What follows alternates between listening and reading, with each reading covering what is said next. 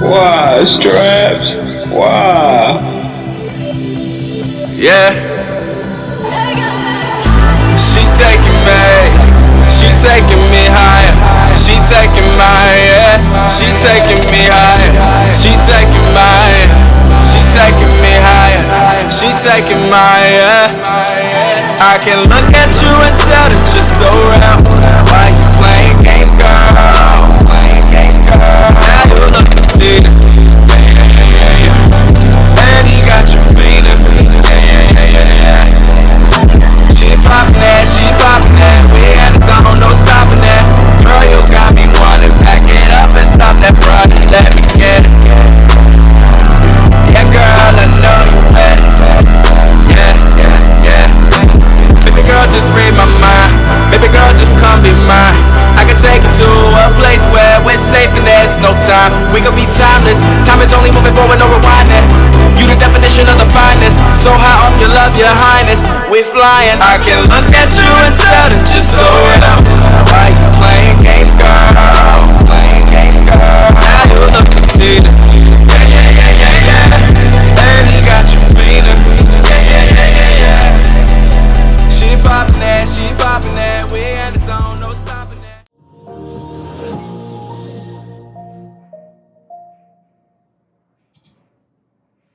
I think the definition of greatness is to inspire the people next to you. Yeah, I think that's what greatness is or should be. It's not something that lives and dies with one person.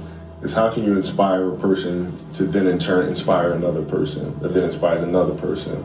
And that's how you create something that I think lasts forever. Yeah. And I think that's our challenge as people is to figure out how our story can impact others and motivate them in a way to create their own greatness. There's a quote from one of my English teachers at Lord Marion named Mr. Fisk. He had a great quote that said, "Rest at the end, not in the middle." And that's something I always live by. You know, I'm not going to rest. I'm going to keep on pushing now. There are a lot of answers that I don't have, even questions that I don't have. But I'm just going to keep going. I'm just going to keep going, and I'll figure these things out as we go, right? And you just continue to build that way. So I try to live by that all the time. And what brings you the most joy right now? Being with my family. Really? That is the most fun.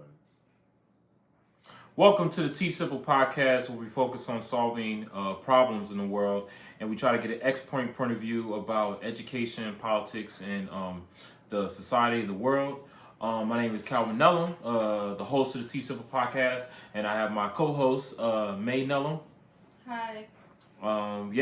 So we're here today. Again, the TeachSimple podcast is a podcast where we focus on solving problems in a simplistic fashion, whether if it's in education, in the world, politics, or if you're just a parent trying to figure out ways so you can either help yourself or help your children. I'm an educator, and so I'm always problem solving. That's like my biggest, my biggest task at hand most days. And in the TeachSimple podcast, we really try to focus on really giving people simple solutions to their everyday problems, and then hopefully we can, build a culture for people that are not only growing as people but growing in their mind. So, May, you want to add anything to that? No. Yeah. So first thing we're going to talk about essentially is what is a teacher. I'm a teacher, and so I feel like I always have to tell myself what is a teacher every single day, because my job is unfortunately very, very challenging, but I love it so much.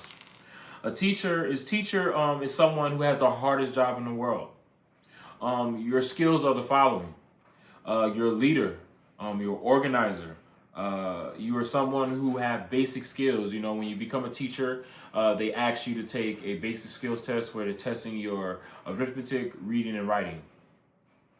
Those skills are essential, I feel, to being the ultimate leader. You have to have those fundamental skills, I feel, in order for you to be a beneficial leader in this world today. You are someone like a Huey or a Bobby Seale, where you are a revolutionary, where you have to have a mindset that is sometimes radical in certain instances, because unfortunately the system or the position that you may be in is going to cause you to think in ways that are, out of the norm, or it's going to challenge you to put yourself in a position where you can solve problems. And you may not have all the resources. My mother used to always tell me, Calvin, if you're a teacher, understand you're more than just a teacher, you're an educator. I paused and I said, like, what do you mean by that? And she said, essentially, Calvin, being a teacher is someone who teaches a content area, regurgitates it, and, just teaches something. But an educator, and, maybe you can also could fill me on this. An educator is someone who teaches them about life. Bars. No. Yeah. No. So okay. I am a school counselor, and oftentimes we're not viewed as educators. But if that's the definition that we're going by, then counselors are definitely educators. We guide our students through difficult situations in life. Right. We prepare them for what's to come after high school. Right. We prepare them to navigate through high school. I mean, not even at the high school level. It could be at, the middle school or elementary level, depending on where you work. But yeah, and then would you say that it's more of the content is kind of like there, but you more focus on building the person? Yes. And, Yeah.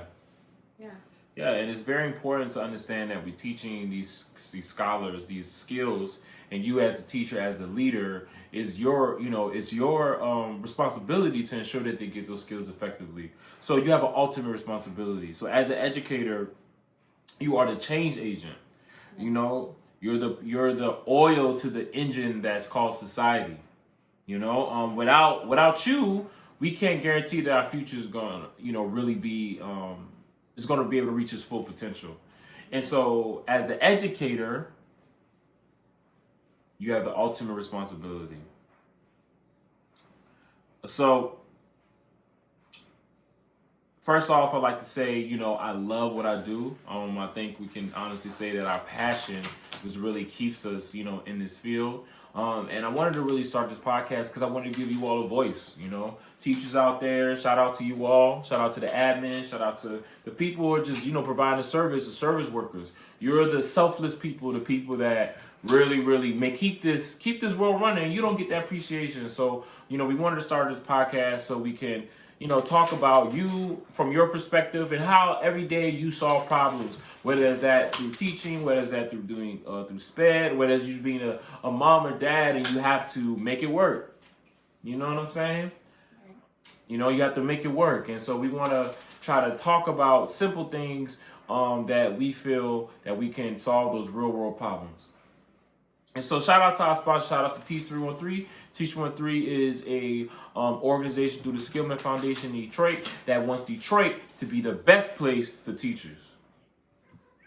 Now, I say the best place, and some people be like, what you mean the best place? But like, we want the best. We want the best because we deserve the best. Right. Like we want the best because we deserve the best. We want those people who every day they think about their pedagogy. They think about their mind advancing every single day. They know that education is not a race, but it's a marathon.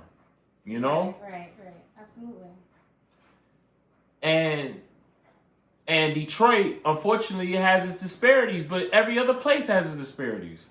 Yeah. You know what I'm saying? And those places deserve the best educators. So Teach 313, we want to make Detroit the best place for educators. We want people to feel, if you're an educator in Detroit, you somebody. Because, like, honestly, man, I get mad when I see those billboards.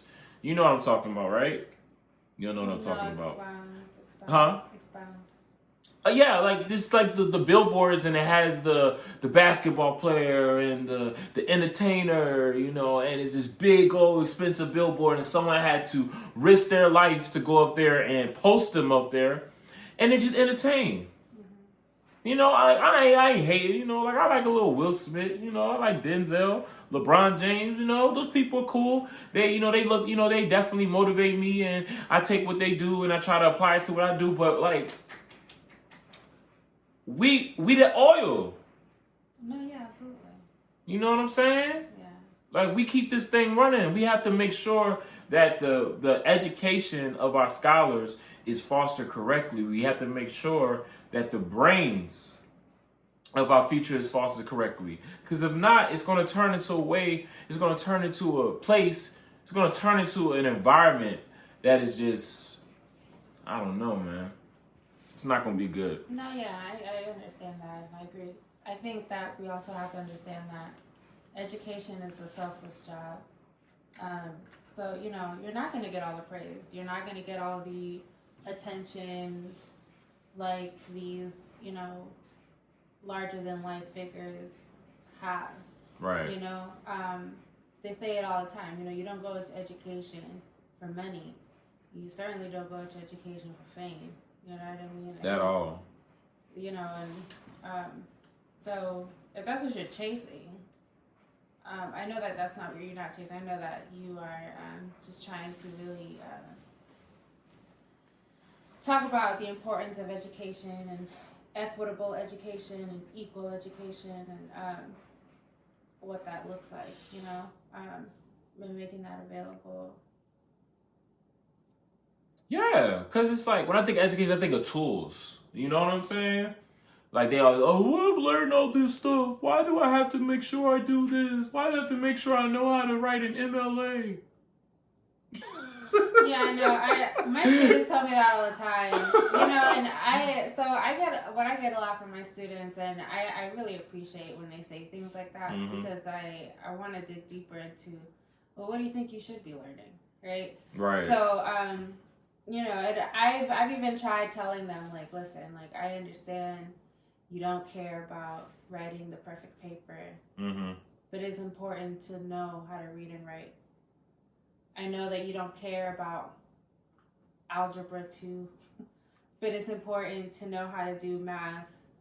Calculus. You know what I mean? I know that you don't care about science, but it's important to know how the world around you works. I know you don't care about history, but it's important for you to not repeat it. And one of my favorite discussions that I've had so far, I'll say this year, is with 2 young men who are my students, and they were talking about how, you know, I know that the history that I'm learning in my world history class, that's not the full real history, right? And I'm like, well, tell me what the full real history is. And they started incorporating like, you know, Black history that we really know about, and like other cultural history that's important, you know?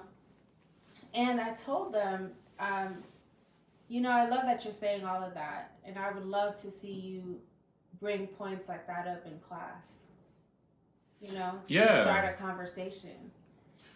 I do, man. And that's when, I'm sorry, that's when like the critical thinking juices are, flowing, you know? And just kind of challenging what you're learning. I don't think there's anything wrong with that at all. So I try to encourage, you know, whenever my students say that, you don't need any of this stuff and blah, blah, blah, you know, I understand where they're coming from, because I used to feel like that too. Yeah. But I want to challenge that, like, I want them to challenge what they're learning, you know? And if there's something, like, I know kids always ask, like, well, why aren't we learning about taxes and, you know, things like that are important to the adult life.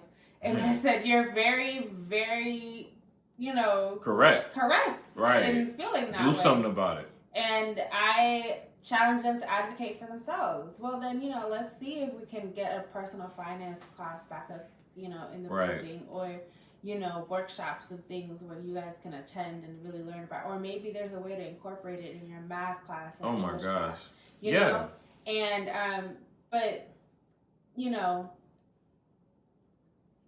it sounds different, and I tell the kids all the time, like, it sounds one way coming from, you know, a staff member. It's a completely different story when it comes from you, the student. Definitely. When you have numbers behind you. Because that's what we want from you. Right.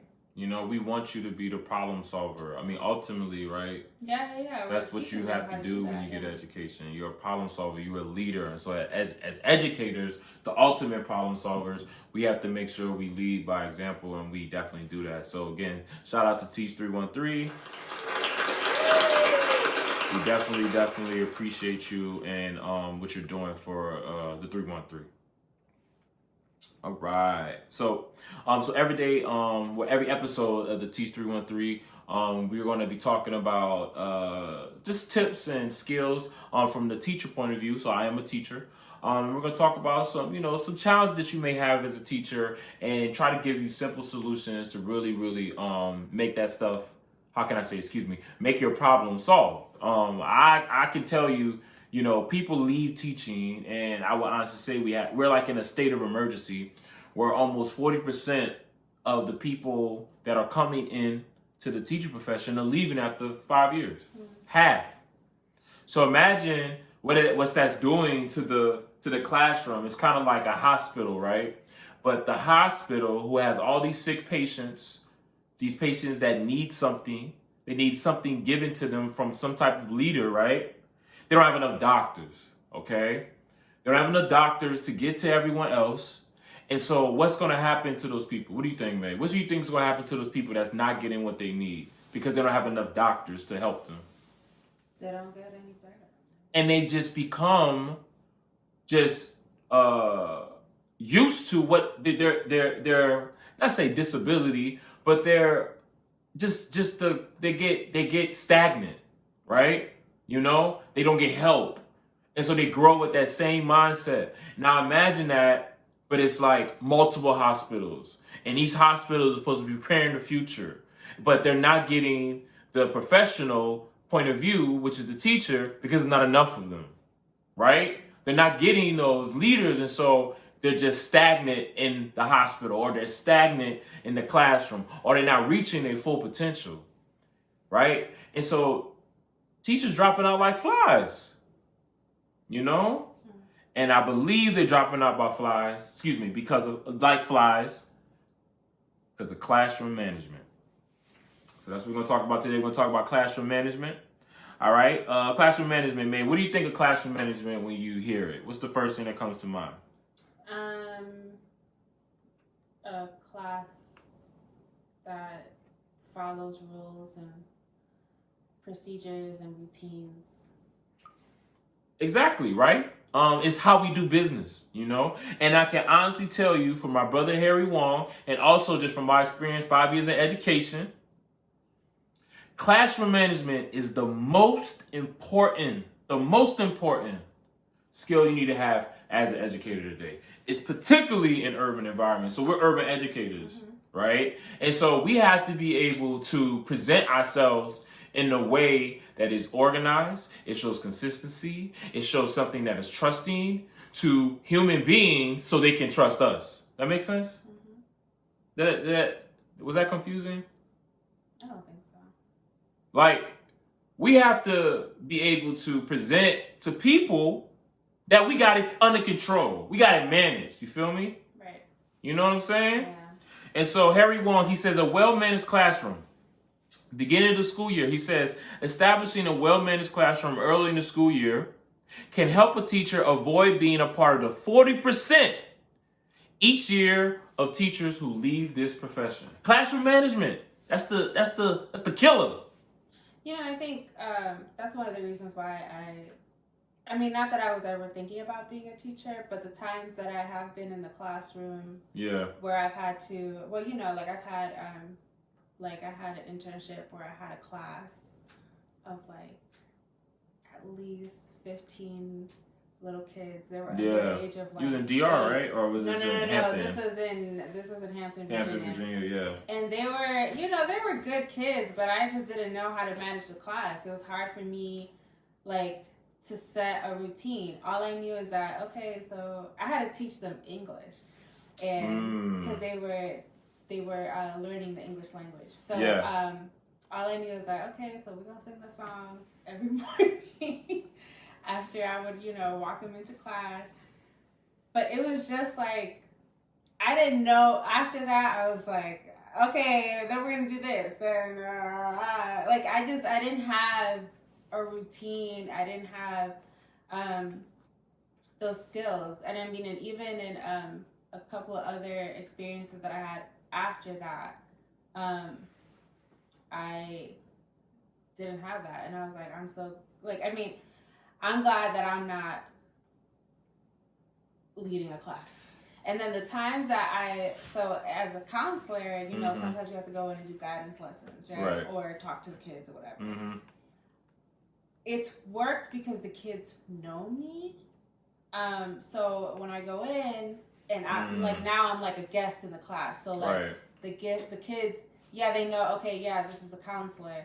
But the teacher has also set that expectation. So I know right off the bat, if when I come into a classroom, expectations or lack of expectations depending on, you know, the teacher. So it's always really, you know, and then they're not going to act up because I'm there. You know what I mean? But there are some classes where they have, and it shows a lot, you know, speaks a lot to classroom management or the lack thereof. Would you say that it's intimidating? So when you was back in that classroom and you had like those kids, would you say like that position that you had as an educator and you having the opportunity to manage a class, was that intimidating? And why, if it was? I wouldn't say that it was intimidating. Okay. I think it kind of just spoke to or speaks to like my scattered brainness. Like I'm organized, yes, but like I don't know how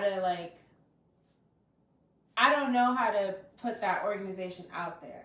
Does that make sense? Like, because then I'm like, okay, I want to make sure everybody has enough time. I want to make sure everybody is comfortable. I want to make sure blah blah blah. You know, I want to make sure everybody's following directions. So I'm redirecting one kid when the other 20 kids are doing what they're supposed to do. You know what I mean? Right. So, but also, you know, I think if I had given myself enough time and really do what, you know, those type of things, then I might have, you know, so I don't know. I mean, it's different. I could see how it is intimidating. Would you say it's overwhelming? It is overwhelming. Yeah. It is. Yeah, definitely overwhelming. And so that's why it's key, very, very, very, very important that if you're in an education or if you are leading a group of people or if you are, how can I say, being an advocate for someone else, you have to show consistency. You have to show some type of organization. You have to let the person know that is kind of somewhat giving themselves to you in a way where they have to trust you. You have to show them that you're organized. You have to show them that every moment in your presence is going to be something that is going to be worth their while. Right. You know what I'm saying? Like I think of it as like, you know, if you're in a show, right, and it's a comedic, a funny man, comedian man, whatever. It's his job to entertain you, and if you're not gonna like entertain me, I'm gonna do what? I'm gonna boo you, right? Yeah. I'm not engaged with you. I'm not gonna like mess with you or whatever. And so the teacher, you have to present to the scholars that you got everything under control and that when they're in your presence every single day, they're gonna be doing something that's gonna be worth their while and it's gonna be benefiting them. Right. So continue. Harry Wong, he says, in the first days of school, I love this book. He says, in order to have respect, okay, and the image that you desire in your class, you need to start off the year on the right foot. He says this on the first, that's what's called first day of school. Because if you can get this straight on the first week, if you can make that good impression, right, that's going to give you a lot of time to really, you know, build. Because you're not going to be perfect, obviously. Right. That's what makes our job so hard, because we have to sometimes act when we're like physically and mentally drained, right? Right. So I'm not asking you to be perfect, but you have to make that first impression, because that trust, that first experience is super important. And so he says, if you introduce yourself in a simple and positive manner, you will help students feel comfortable in your class and communicate your positive expectations for the year. I love to stand, he says, on the first day of school with a giant smile on my face. I shake my students' hands. I invite them. I pose. I give them a good small and short affirmations, and I greet them, with love. Okay, they begin to start to trust me. He gives an example. He says, when he's starting his first classroom, he says, welcome to another school year. My name is Mr. Wong. There is a chalkboard and it's spelled W-O-N-G and it's pronounced Wong. I would like to be addressed as Mr. Wong, please and thank you. Set an expectation. Don't mess my name up. Mess my name up, I don't know if this is going to work. Right off the jump, he ain't going to know, all right, this is what we're going to be talking about, physics. All right, we're going to be talking about psychology. You know what I'm saying? Mm-hmm. See, he ain't talk about none of that content. He listen, how you address me, make sure you talk about, you say my name correctly, please. Because the kids want that too. Right. Right? Yeah, they do. Yeah. You know what I'm saying? He continues, he said, I'm looking forward to being your teacher this year. Relax. I have over 30 years of experience as a teacher, building that trust. I'm what you call an experienced veteran teacher. In addition, I go to workshop, conferences, and service meeting, college classes, and seminars on a daily basis. Come on, man. This man is an intellectual genius, right? I mean, you learn every single day. I gotta trust you. That means you know something. I just can't stand how when people say, if you can't get a job, teach. Oh, yeah, if you can't teach, yeah. Do you know what you're getting yourself into? No, which is why they leave. Right. Or and they get scared. No, or they, what I've seen. Scared. Okay. What I've also seen is, that was the sound I wanted. Okay. You said that's not the sound? No, that's not the sound I wanted. Okay, you want to? Scared. All right. We get it. I think what I've also seen is people that come in that don't really care about the profession like that, and they demean the kids. Oh my God. So I've had situations like that where I've had to kind of be like, okay, so right. You gotta intervene right. because the teacher has misspoken or said something towards the kid, and then the kids, our kids, they come in with their guards up. A lot of them, Let's go. They come in with their guards up. They don't care about what you're talking about. How many degrees you got? They don't care about how many degrees, how much years money you've been in the money isn't. Yeah, they care about your money. They don't care how long you've been in the business, or how many years of experience you have outside of teaching. You're not about to talk to me like I'm crazy or like I'm stupid. You know what I mean? Exactly. And my kids say all the time, listen, in order to in order to get respect, you gotta earn it.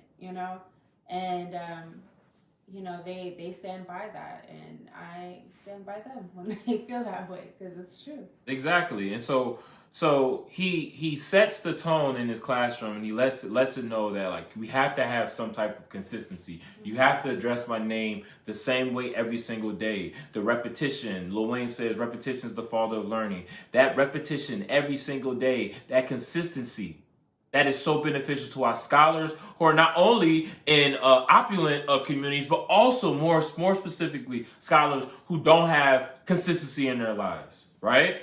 And so he continues, he says, in addition, I go to workshop, conferences, service meetings, college classrooms, seminars. You have the most important job in the world, educators. Your brain is probably one of the smartest brains in the world. Pause. I'm going to pause on that because I need you to understand how significant and how powerful you are. He says, a well-managed classroom all year long looks like this. It's organized. Every single moment during their class, there's a routine to it. He says, post your assignments in the same place every single day if you want students to do them. Make sure you grade consistently. How many times you heard a kid, I don't like that class, he don't grade. Oh, yeah. Yeah. He ain't gonna grade it. Why I gotta do the work? I'm gonna talk about what I wanna talk about because you're not even gonna grade this on accuracy. All right, here you go. Yeah. Give me my C+, dog. I'm good. You gotta grade them consistently. Remember that smooth running classroom depends on your ability to teach procedures, right? Practicing procedures every single day. The first week of school. How to sharpen a pencil. How to ask a question. How to actually get tissue. How to converse with your scholars. You have to teach them that. You have to teach them every single step. Classroom management. And yes, I'm asking you to do a lot. But guess what? You have the hardest job in the world. Why not? He says, present your rules clearly and provide reasonable explanations of the need for them. Tell them like, yo, I don't want you cussing because that's not how I grew up.